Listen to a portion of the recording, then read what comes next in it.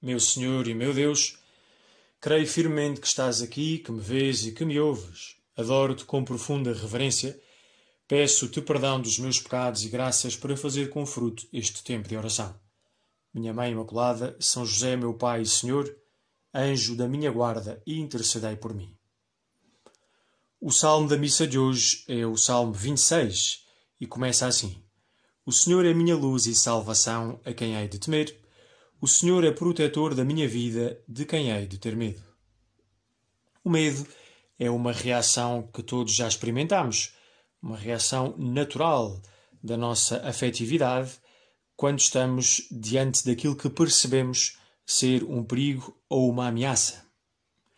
O medo faz assim parte do equipamento que nós temos naturalmente para sobreviver diante de uma fera que corre na minha direção, um leopardo. É natural que eu, antes de pensar, antes de refletir, sinta imediatamente este mal-estar interior, que é o próprio medo, e que me leva a reagir com muita rapidez, quase instintivamente. A fugir, não convém muito, porque ele corre mais do que eu. A trepar a uma árvore, também aqui não tenho grande hipótese, porque o leopardo trepa muito melhor à árvore do que eu.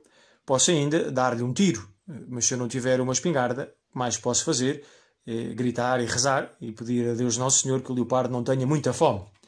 Mas, como vemos, é uma reação natural que nos ajuda a preservar a nossa vida.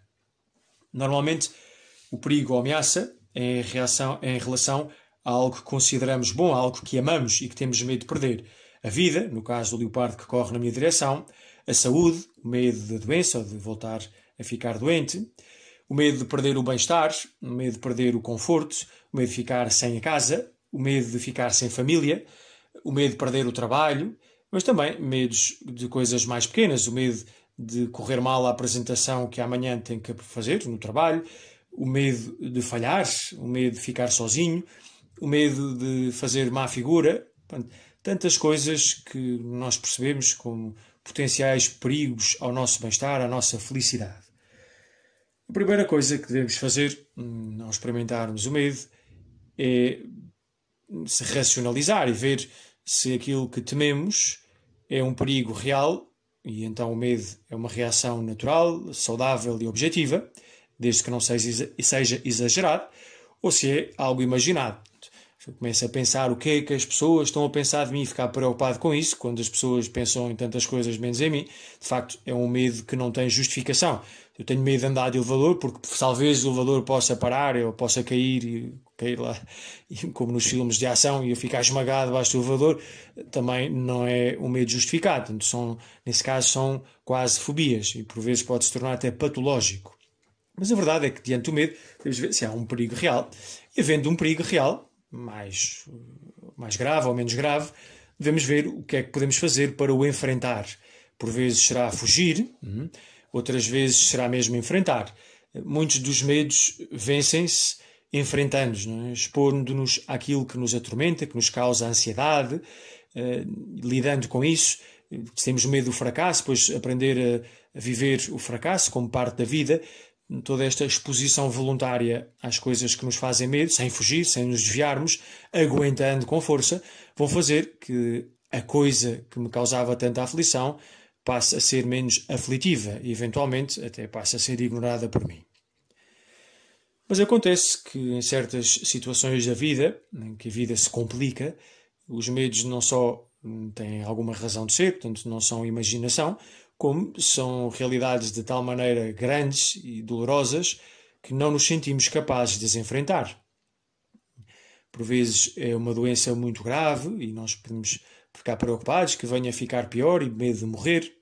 Outras vezes é o medo de que alguém próximo de nós sofra ou até morra. O medo de um fracasso geral, quando as coisas estão realmente a correr mal no trabalho, ou na família, no casamento. São medos que têm a sua justificação. E para além daquilo que eu possa fazer para os enfrentar, para os tentar resolver, pode ser que não seja capaz de fazer isto sozinho. E a verdade é que acontecem situações em que nós sentimos verdadeiramente uma grande fragilidade. Não há homem nenhum de tal maneira forte, nem mulher, por dizer assim, que não haja uma situação suficientemente perigosa e terrível em que não temem, e às vezes é um medo que nos aterroriza, que nos rouba a paz interior. Muitos de nós pois já certamente experimentámos isso. Nesta situação, o que podemos nós fazer? E é aqui que as palavras do Salmo devem ressoar na nossa alma. O Senhor é minha luz e salvação, a quem hei de temer. De facto, Deus é todo-poderoso.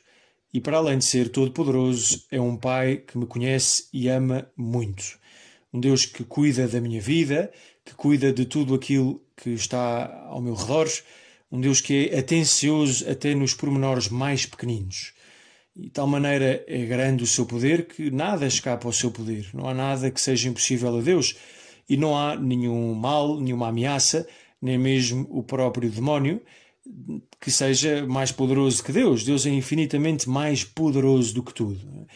E para além disso, poderoso é também um Pai que nos ama muito.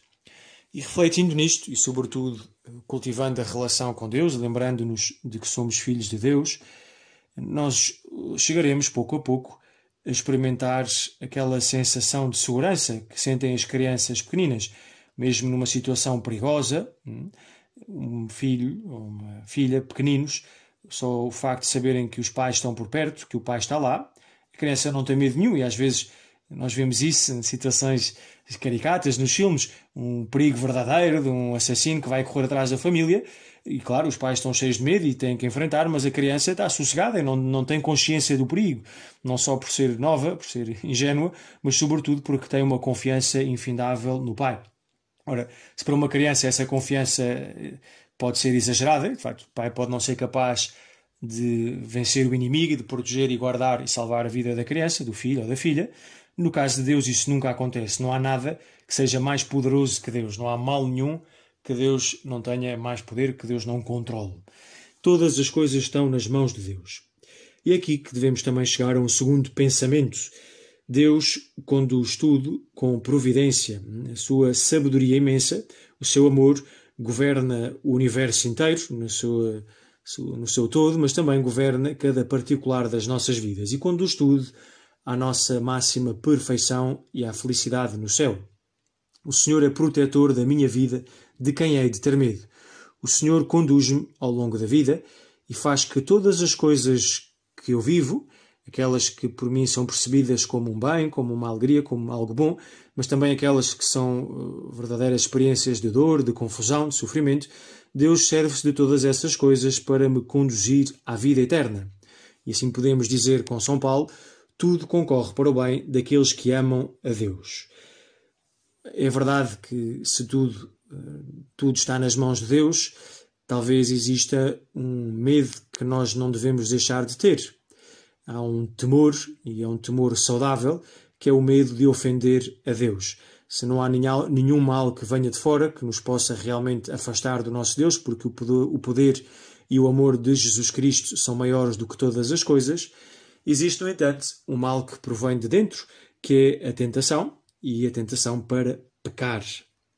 E este é o único e verdadeiro mal. A doença, a guerra, todas essas coisas são males relativos.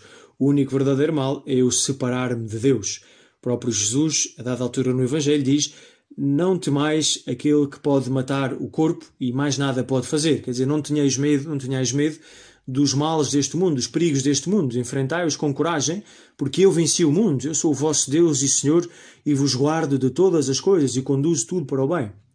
Mas diz Jesus também: temei antes aquele que pode matar e depois pode lançar na gena, pode lançar no inferno. Temermos o pecado, a ofensa a Deus, porque sim, esse pode nos causar um mal verdadeiro e um mal irremediável, que é o inferno. Vamos terminar a nossa oração fazendo um ato de confiança em Deus, fazendo o propósito de diariamente fazermos este ato de abandono. Senhor, eu confio em Ti. Dou-te graças, meu Senhor e meu Deus, pelos bons propósitos, afetos e inspirações que me comunicaste ao longo deste tempo de oração. Peço-te ajuda para os pôr em prática. Minha Mãe Imaculada, São José, meu Pai e Senhor, anjo da minha guarda, intercedei por mim.